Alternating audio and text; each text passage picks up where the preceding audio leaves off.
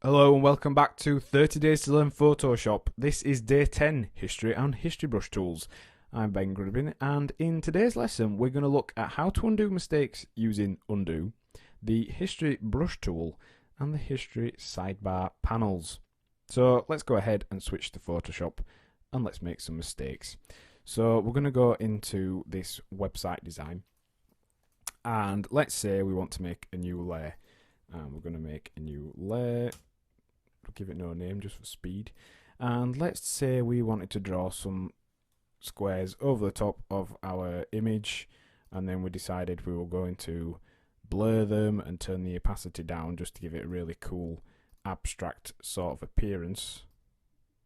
And that's what we've done, and we've looked at this and we thought, hang on a minute, don't really like that. Well, we're able to undo all of those different steps we just did. So we painted the squares on, or should I say we started with a new layer, then we painted the squares on, then we blurred them. So let's say we've just decided, well actually we want to go back to those squares. All you need to do is on a Mac press Command Alt Z, and on Windows press Control Alt Z. That will revert to your previous history state. Now we actually turn the opacity down, so it's reverted us to the full opacity blurred squares, which we still don't like, just for example. So we can undo the blurring, which takes us back to the squares. So we've been taken back to squares, but let's say we don't like those. We can undo those, and we've still got the layer. So if we press it again, we can actually undo that. So that's how we use Edit Undo to work through mistakes, or just to revert back to something that perhaps we preferred before. If you want to go forwards, i.e. redo, press Command-Shift-Z, and we've made a new layer. Command-Shift-Z, we've painted on the squares line. Press Command-Shift-Z, it's been blurred, and then we've turned the opacity down. So that's how you can revert through history states. And the history states are also available under the sidebar panels on this button here. So it's above the Actions panel in this smaller subsection, unless you actually pop it into your right hand sidebar, and it will save, I believe it's between 10 or 15. You can actually change the number that you actually are able to revert back to. And once you get to a certain point, because you'll have done so much, rather than slow down your machine, the designers of Photoshop decided to cut it off. So let's say you have 15 reverse states. You can still always go back to the original 101 PSD, which is our original file here. So let's show you that. In order to change to where we open the file, well, that would be clicking on that one. That's how it was when we opened the file. But then also we clicked on New Layer. So that's actually making a layer, if you notice there. If we go to the top, we've got Group 9 as our top layer. But if we hit New Layer, it's actually taking us back to when we made that layer. Then if we hit Brush Tool, it's painting in those lines again. Gaussian Blur is blurring those lines back out, and then changing the opacity reverses the opacity change we did. So that's quite handy to be able to do that.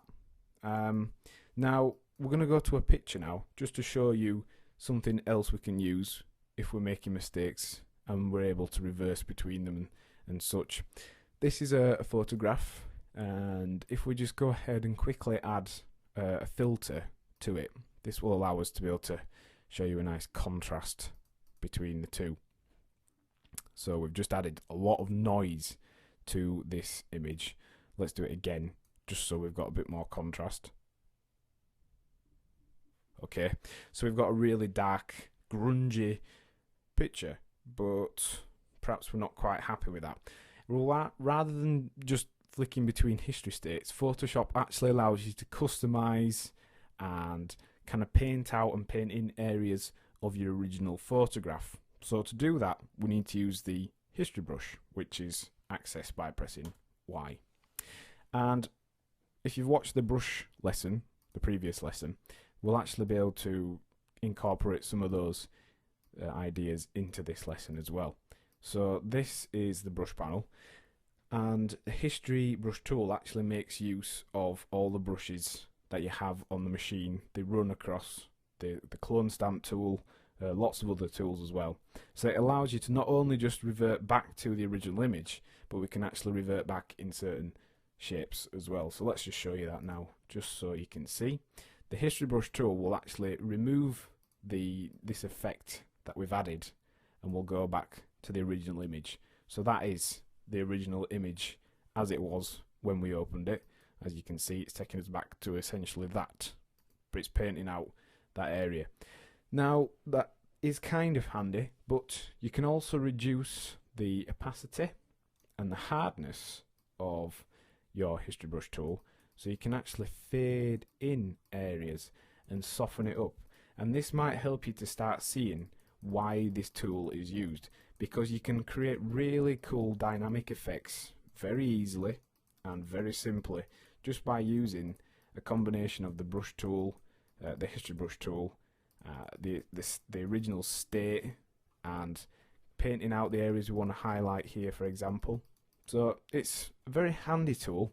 It's used a lot on image designs and photographs, because you can just do really cool simple effects very, very quickly. One other quick tip is when we're using this, we're actually able to set the history brush state that it'll revert to.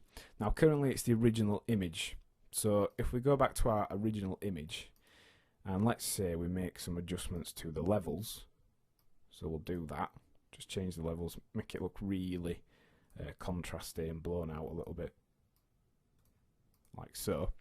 We could then set that to be the image. So if we say, for example, we're really happy with that, and then we go ahead and make some more changes to it and do that again, and then we decide that we don't actually like that version, we can select the levels one by clicking this little icon here, and that sets that to the original version we're going to revert back to. So rather than it being this one, it'll be that one. So let's just show you, that's the original and that's the one we're reversing to, and then this one here is where we've started to paint out the area where we want to return to our image.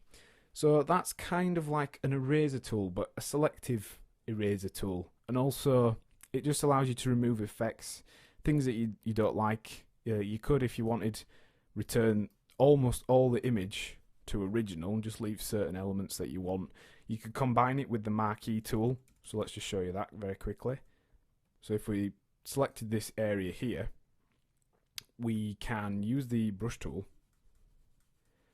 to reverse only this area to the original version, like so. So that's a way of using the history brush tool to reverse to original states and create really cool dynamic effects. So what have we learned in today's lesson? Well, we've looked at the history brush tool and how to use it and why you'd use it. We've also considered how to undo and redo actions, and then we looked at using the history panel to revert back to states of changes. And your task for this lesson is to practice undoing your previous action using the history panel and returning a section of your work to its original state. Next time on 30 Days to Learn Photoshop, we'll be looking at the eyedropper and colour sampler tools. Thanks for listening.